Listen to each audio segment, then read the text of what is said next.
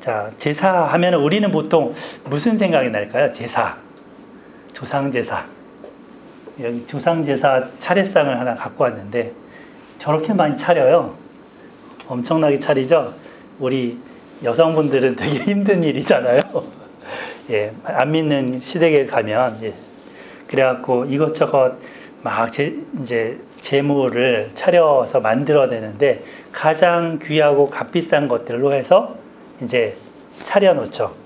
그리고 이걸 이제 제사 지내기 후에 먹지, 그 전에는 먹지 않죠. 예. 그렇게 해갖고 이제 한 상 차려놓고 하는데 축문을 읽고 저 앞에 보면 신위가 있어요.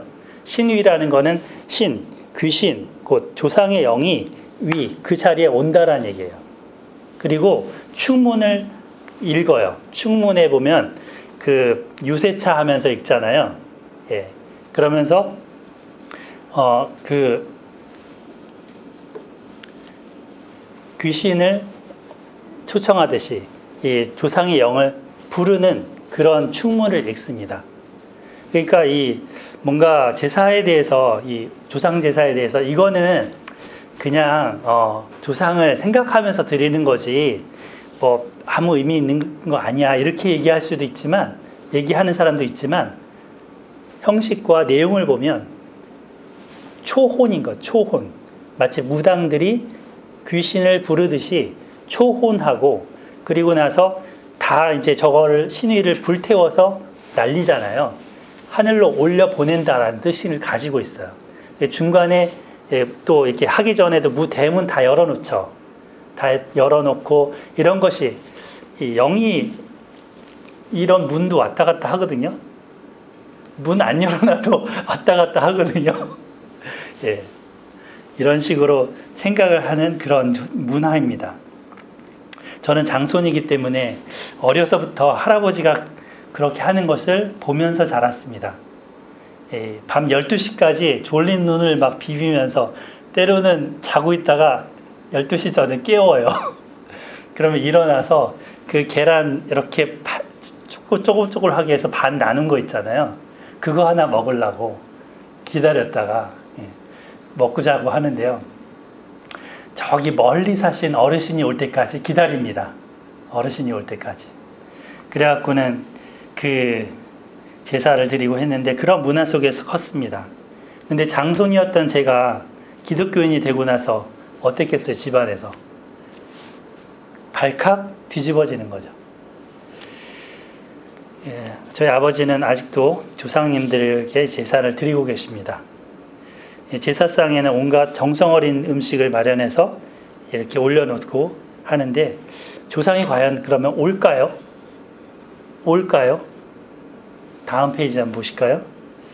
자, 누가복음 16장 19절부터 31절에 보면 부자와 나사로의 비유가 있습니다. 이 부자와 나사로의 비유에서 그 부자가 너무 이 불이 뜨거워서 저기 아브라함의 품에 있는 나사로 보고 보내갖고, 나사로를 이쪽으로 보내서 나의 혀에다가 물 한 방울만 찍어 해달라고 부탁을 합니다. 그러나 큰 이 수렁이 있어서 못 간다고 하죠. 예. 그죠? 그리고 또 이 사람이 우리 지금 이 생에 있는 형제들한테 보내서 여기 안 오도록 하게 해달라고, 말하게 해달라고 부탁하죠. 그때 아브라함이 뭐라 그래요? 이미 모세와 여러 율법 선지자들을 보냈다. 그들의 글이 있다. 그걸 보고 깨달으면 된다. 이렇게 얘기하시죠. 그래서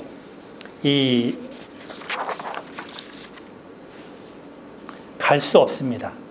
이 사람도 이승으로 다시 올 수 없고 나사로도 이승으로 다시 올 수 없습니다. 사람이 이 영과 그 몸이 죽어서 갈라지게 되면 주님 부활하신 이후에나 다시 옵니다. 부활하신 이후에나 육체의 부활로 다시 오지 그 전에는 다시 오지 못합니다. 그러니까 지금까지 조상 제사는 뭐예요? 그렇게 조상의 영에게 밥을 주는 거였다면 헛질하고 있는 거죠. 아까운 음식만 낭비하는 거죠. 그래서 사도 바울은 이렇게 얘기합니다. 다음 페이지 보시면 고린도전서 10장 20절 다 같이 한번 읽어볼까요? 밑에 시작. 대저 이방인의 제사하는 것은 귀신에게 하는 것이요 하나님께 제사하는 것이 아니니 나는 너희가 귀신과 교제하는 자 되기를 원치 아니하노라. 네. 우리는 주 하나님께 예배드리고 하나님과 교제하는 자들입니다. 그런데 우리가 귀신과 또 교제한다면 돼서는 안 될 일이죠. 가족 간에 모여서 음식을 나누면서 우리가 있게 한 조상님을 기억하는 건 좋은 일입니다. 그러나 귀신에게 절하는 것은 옳지 않습니다. 사실 기독교도 제사의 종교죠. 제사의 종교잖아요. 지금 제사장을 세우거든요. 제사를 섬기는 제사장. 기독교야말로 제사의 종교입니다. 이 예배도 어찌 보면 제사와 같은 것입니다.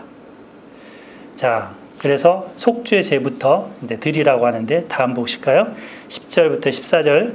너는 숫송아지를 회막 앞으로 끌고 오고 아론과 그의 아들들은 그 송아지 머리에 안수할지며 너는 회막문 여호와 앞에서 그 송아지를 잡고 그 피를 네 손가락으로 제단 뿔들에 바르고 그 피 전부를 제단 밑에 쏟을지며 내장에 덮인 모든 기름과 간 위에 있는 꺼풀과 두 콩밥과 그 위에 기름을 가져다가 제단 위에서 불사르고 그 숫소의 고기와 가죽과 똥을 진 밖으로 불사르라. 이는 속죄제니라. 지금 여기 보면 고기나 가죽, 똥은 진 바깥에, 저 바깥에 멀리서 불사르라고 했죠. 근데 이제 여기 보시면 족장, 평민, 빈민, 극빈 이분들이 드린 속죄제의 제물은 제사장이 섭취합니다. 제사장이 섭취합니다. 제사장의 몫이 되는 거예요. 그런데 제사장이 드린 속죄제는 바깥에 소각하게 되어 있습니다. 그리고 제물의 종류도 달라요. 지금 제일 비싼 게 숫소죠.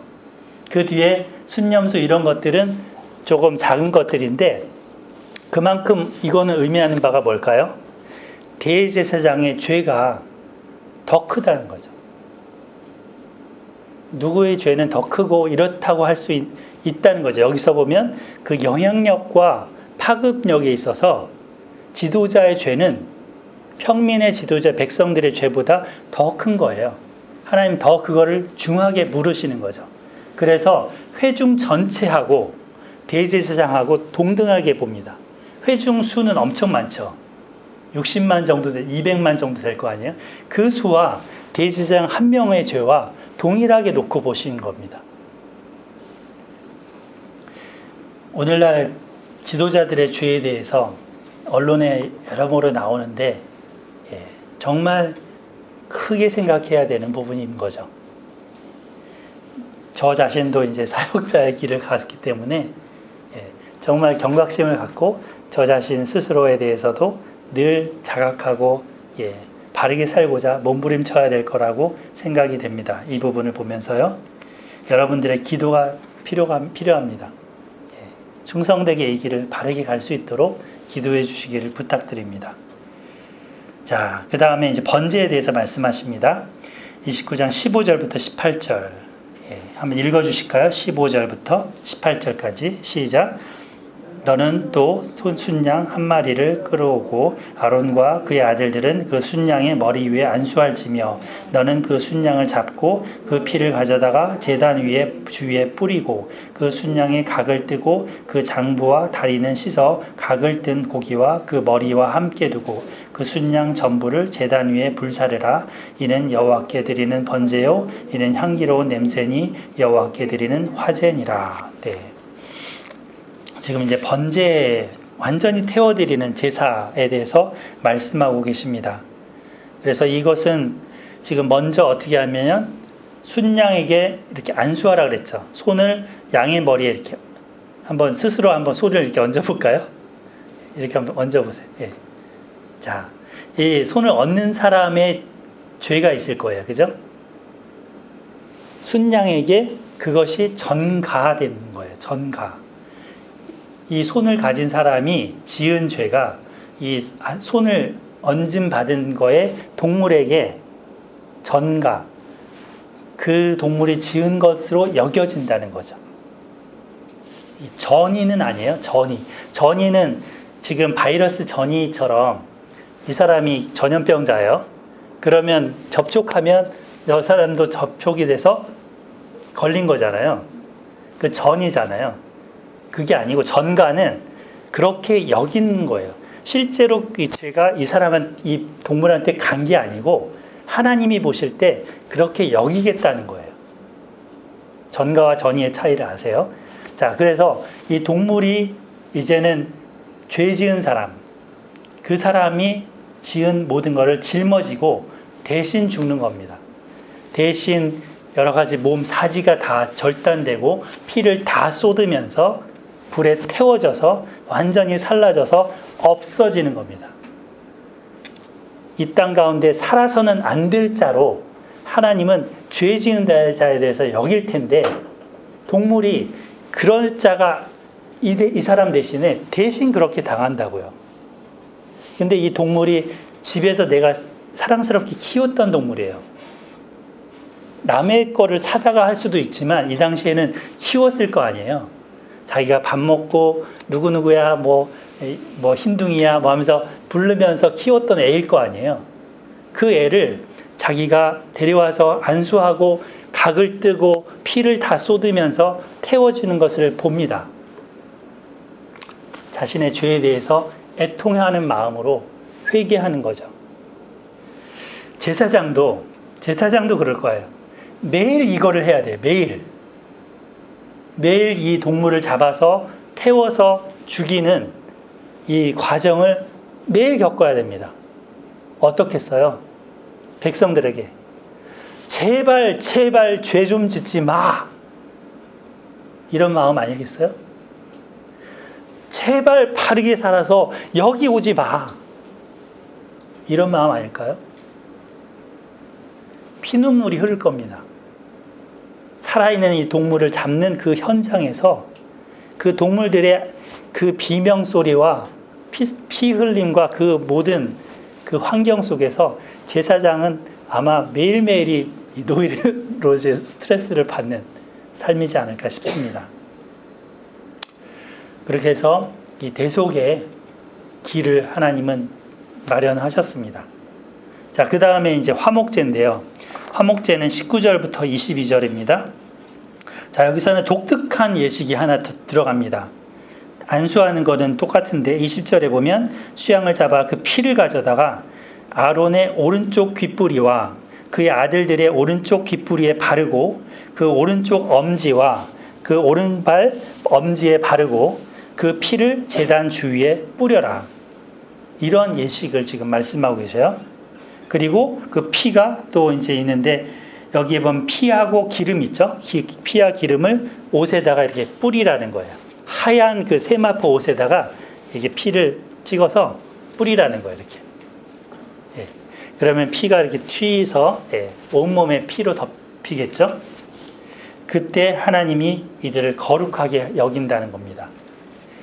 그리고 순양의 기름, 꼬리 뭐 이런 것 여러 가지들이 있는데요. 자, 이 예식에서 보면 피로 정결하게 한다는 겁니다. 피로 정결하게 한다. 히브리서 9장 18절로 23절에 보면 모든 피 없이는 정결함을 받을 수 없고 용서함을 받을 수 없다라고 나옵니다. 피 흘림이 없은즉 죄 사함이 없느니라. 그리고 율법을 조차 거의 모든 물건이 피로써 정결하게 된다. 이런 말씀을 하고 계셔요. 그래서 우리가 이 핏부림을 받은 거에 대해서 지난번 우리 나눴었죠. 설교 가운데 한번 다뤘었는데 언약의 피에 대해서 이 모든 그릇도 또 모든 장막에 쓰는 것도 이 기름과 피로 정결함을 받아야지 그 다음에 쓰임을 받습니다. 왜 이렇게 하셨을까요? 그만큼 희생의 대가로 이제 하나님을 섬길 수 있다는 겁니다. 누구의 희생의 대가로? 이 그림자라 그랬잖아요. 이건 예수 그리스도의 희생의 대가로 우리가 하나님을 섬길 수 있는 것은 내 공로나 나의 열심이나 나의 노력이나 나의 성품이나 이런 것 때문이 아니고 오로지 예수 그리스도로 옷 입고 예수 그리스도로 피 뿌림을 받은 것 때문에 바르게 섬길 수 있는 겁니다. 어떤 죄인이라도 주님의 피로 용서함을 받은 자는 그 다음에는 하나님께를 섬길 수 있는 거죠. 자, 두 구절만 한번 찾아보겠습니다. 베드로전서 4장 11절. 베드로전서 4장 11절 찾아보겠습니다.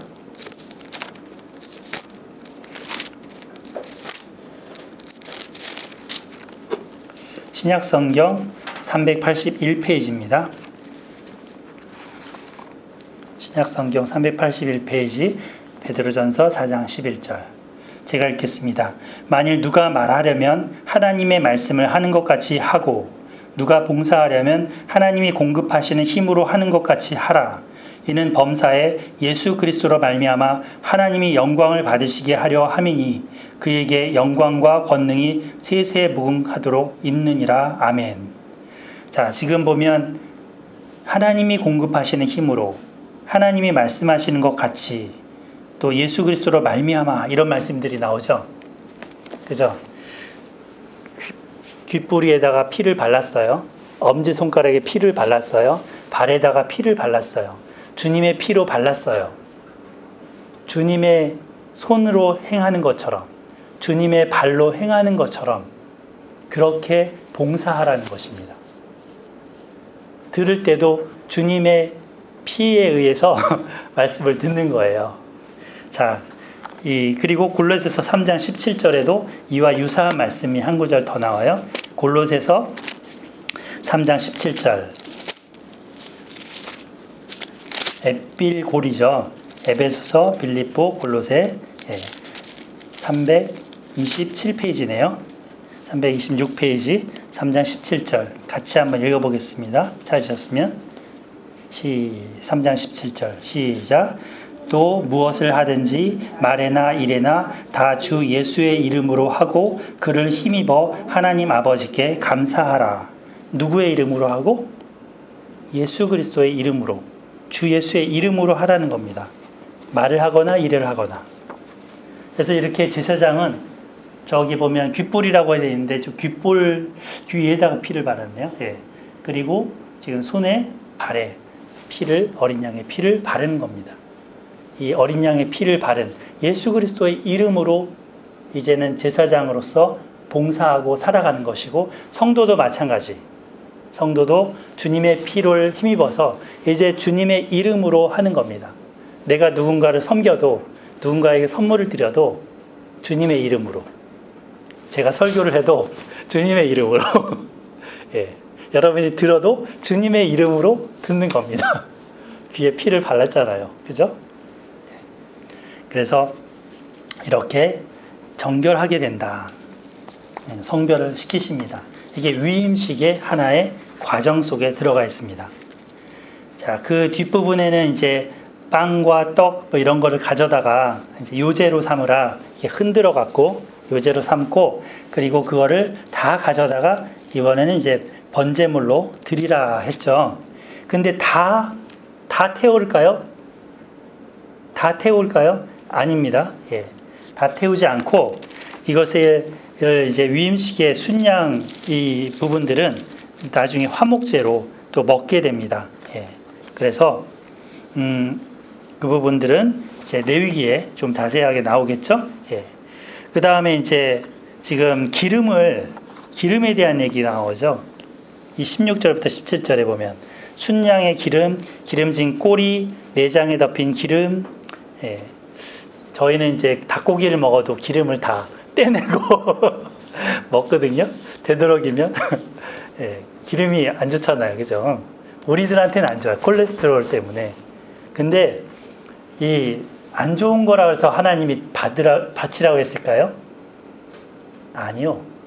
가장 좋은 거기 때문에 바치라고 한 겁니다. 심지어 이 기름진 꼬리라고 했죠. 밑에 그림이 하나 있어요. 저게 양의 꼬리의 기름이에요. 꼬리가 엄청 크죠? 저거를 싣고 다닐 정도로 이렇게 꼬리가 저런 양들이 많이 있었대요. 요즘은 참 보기가 힘든데, 예. 저거를 드리라는 거예요. 내장의 기름, 간 위에 꺼풀, 공팥, 기름, 뭐 이런 것들. 그래서 가장 소중한 거를 우리 사람들한테는 가장 안 좋은 거지만 하나님께는 가장 향기로운 것을 바치라는 겁니다. 기름을 태우면 향이 나죠. 예. 자, 그래서 그렇게 말씀하시고 이후에는 매일 드릴 번제에 대해서 말씀하십니다. 30절부터 이제 뒤에 부분인데 제단 위에 드릴 것은 이러하니라 매일 1년 된 어린 양 2마리니 한 어린 양은 아침에 드리고 한 어린 양은 저녁 때에 드릴지며 그렇게 말씀하고 계시죠. 그리고 양에다가 이제 밀가루에 기름에다가 또 포도주에다가 이걸 해서 저녁에 드리라. 그리고 아침에 한 것처럼 소제와 전제를 붓는다라 했죠. 전제는 그거를 함께 드려라. 그러면 그것이 하나님께는 향기로운 냄새가 될 것이다 라고 하시죠. 그래서 하나님께서는 위임식 이후에도 매일같이 이렇게 희생 제물을 통하여서 하나님께 나오도록, 그러니까 인간의 스스로의 자원의 선행이나 노력으로는 하나님께 올 수 없다라는 것을 제사제도에 담아 놓으셨습니다. 하나님이 주신 이 방법, 희생의 방법을 통해서만 하나님께서 만나실 수 있습니다. 우리가 예수님 통해서만 하나님께 나갈 수 있습니다. 기도할 때 맨 마지막에 뭐라 그래요? 예수님 이름으로 기도드렸습니다. 왜 그렇게 해요? 그냥 기도하는 방식이기 때문에? 아니라는 거예요. 예수님 이름이 아니면 하나님께로 나갈 수가 없습니다.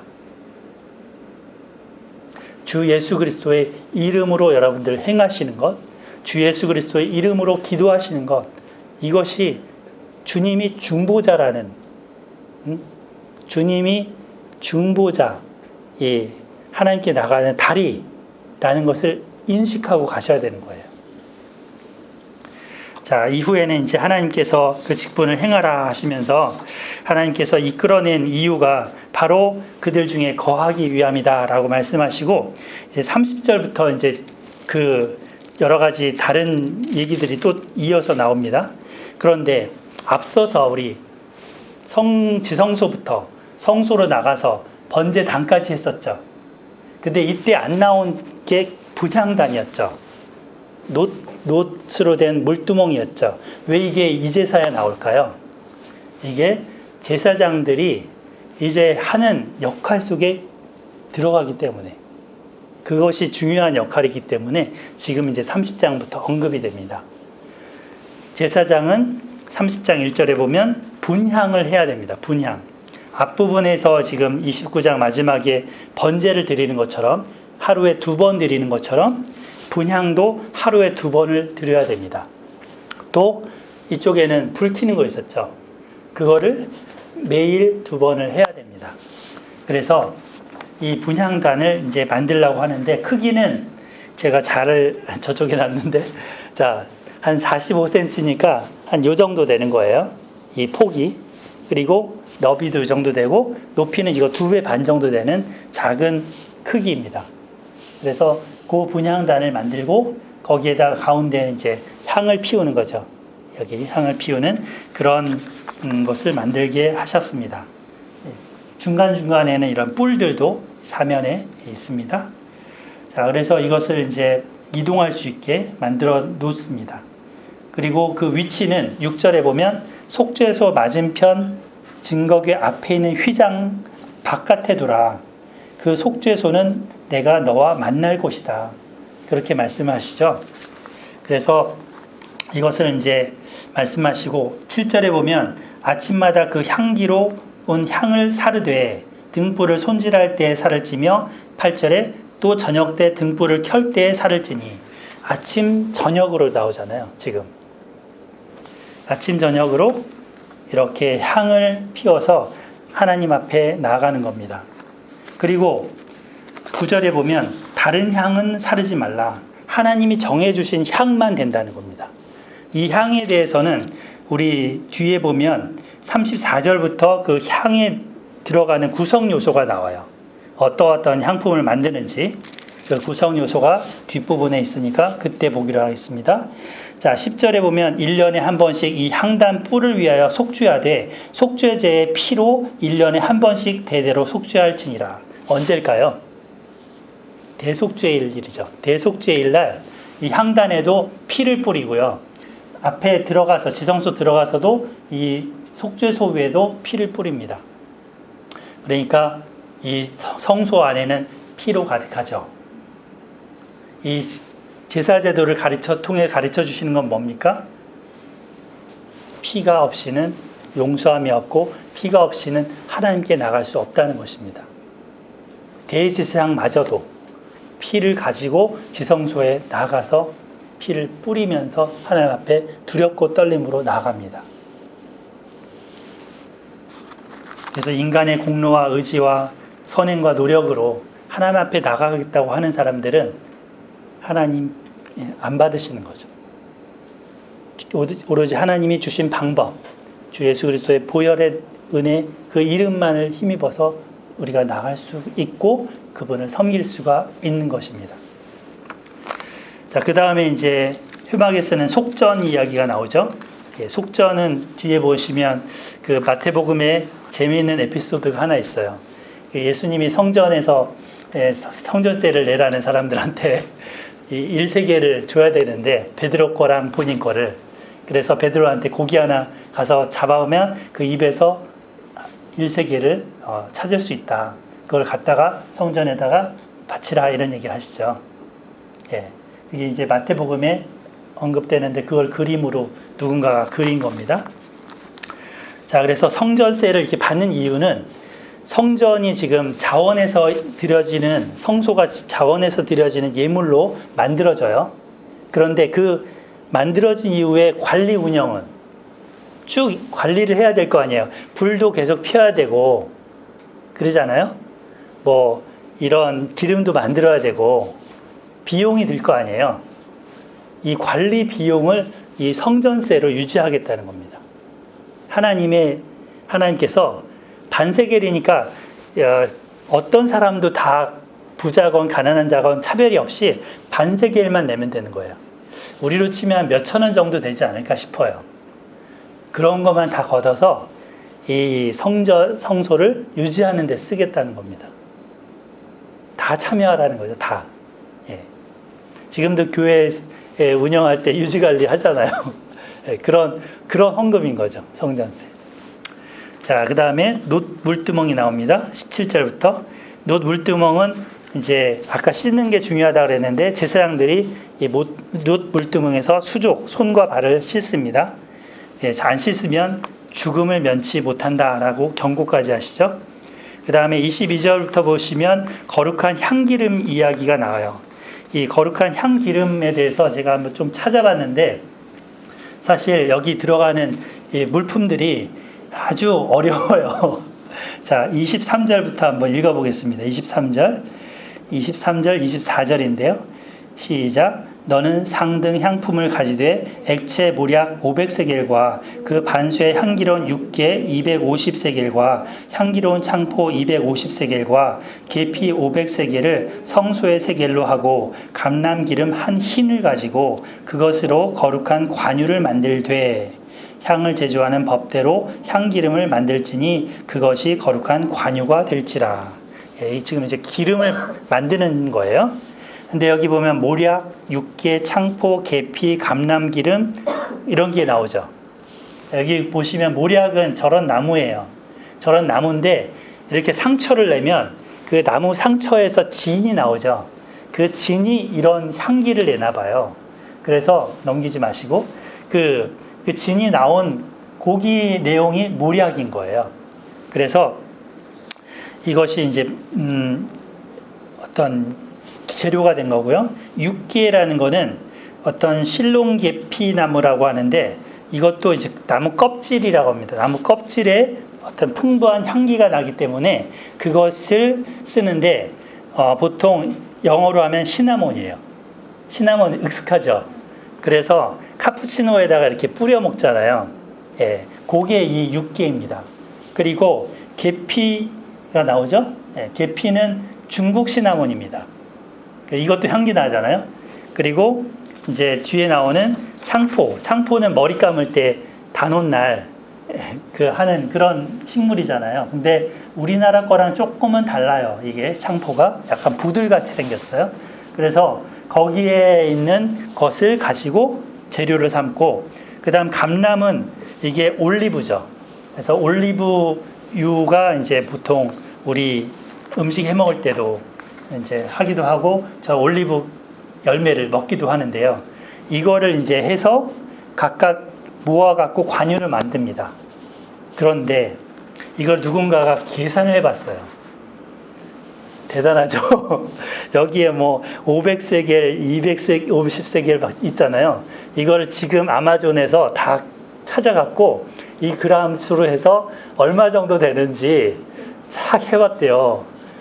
한 2, 3천만 원 되더라고요. 이 관유가. 그만큼 비싼 거죠. 예, 고급. 예. 그래서 이렇게 이제 만들라고 하셨습니다.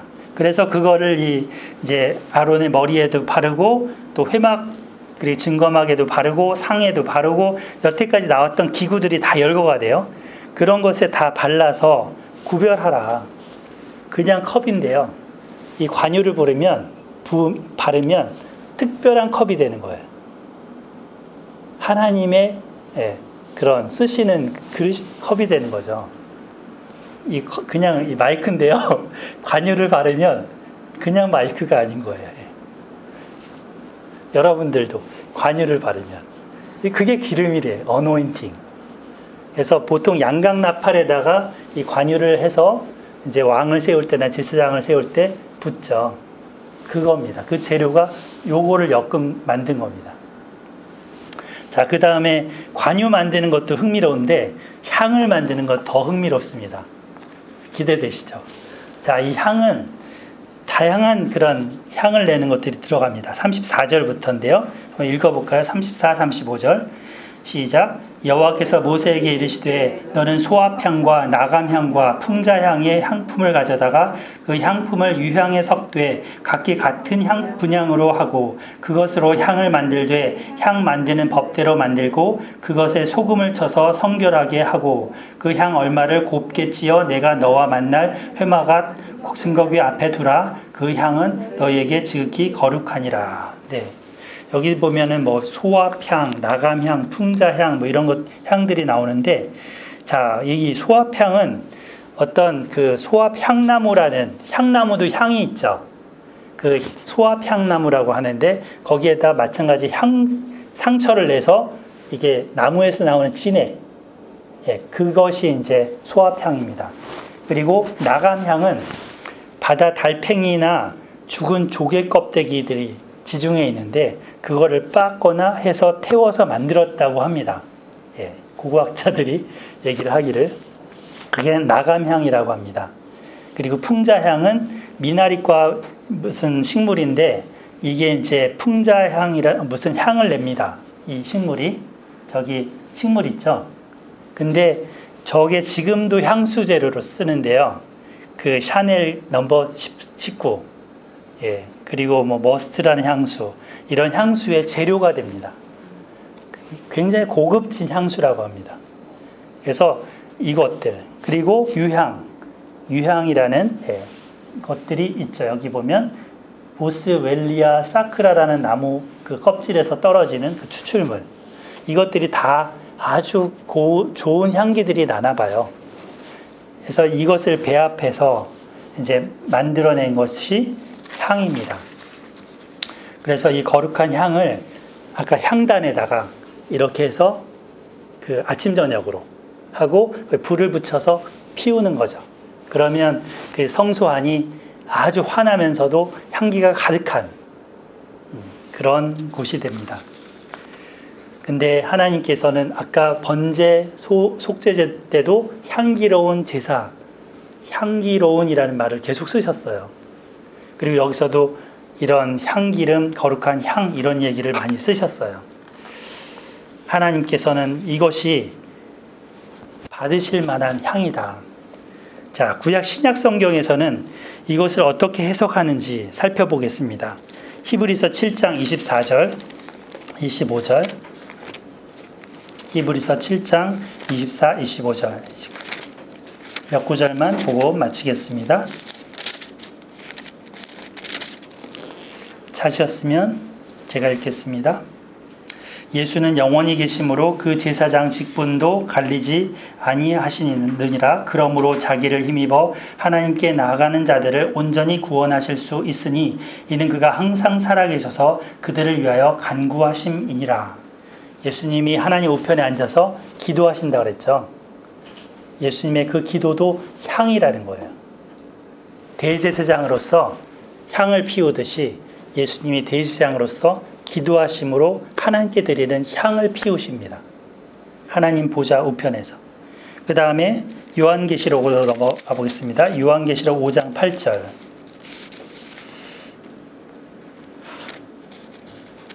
요한계시록 5장 8절. 같이 한번 읽어볼게요. 시작. 향이 가득한 금대접을 가졌으니 이 향은 성도의 기도들이라. 예, 지금 향이 뭐라고요? 성도의 기도래요. 그래서 하나님께 이제 천사가 와서 금향로를 가지고 많이 향을 가지고 이제 하나님 앞에 드리는데 이거를 모든 성도들의 기도라고 합니다. 요한계시록 8장에 나오죠. 그래서 우리가 아침 저녁으로 뭘 해야 될 것 같아요? 이 성경 구절에 의거하면 기도, 그렇죠? 우리 사랑하는 우리 이호승 집사님, 그 권사님 아침마다 기도하시는데요. 그 향을 피우고 계신 걸로 믿습니다. 하나님 받으시는 향, 예. 그 자녀들을 위한, 교회를 위한, 그 자신들을 위한 그 기도가 하나님께 연락되어서 하나님께 응답되기를 축복합니다. 예. 우리 한나 사모님은 저녁 기도를 어머니와 8시에 예, 전화로 향을 피워 올립니다. 예, 매일같이 8시 땡 되면 예, 향을 피워드리는 거죠. 예, 우리 또 서인 자매님 새벽마다 일어나서 새벽 기도에 향을 피워 올리시고 예, 이 향을 피워 올리는 아름다운 에스라 소망교회 감사합니다. 예, 그래서 우리의 삶이 하나님께 받으실 만한 향이 되기를 소원합니다. 아멘. 예. 우리 한 말씀 읽고 기도하겠습니다. 요한계시록 5장 8절. 예, 요한계시록 5장 8절 읽고 기도하겠습니다. 시작. 향이 가득한 금대접을 가졌으니 이 향은 성도들의 기도들이라. 하나님 아버지, 저희들을 사랑해 주시고 저희들을 하나님 위하여서 예수님이 피 뿌려 주신 것을 감사합니다. 주님의 피를 나의 귀에, 주님의 피를 나의 엄지 손가락에, 주님의 피를 나의 엄지 발가락에 바릅니다. 주님, 우리들의 귀와 손과 발에 바릅니다. 그리하여서 우리 삶이 주님 받으실 만한 행실이 되기를 기도합니다.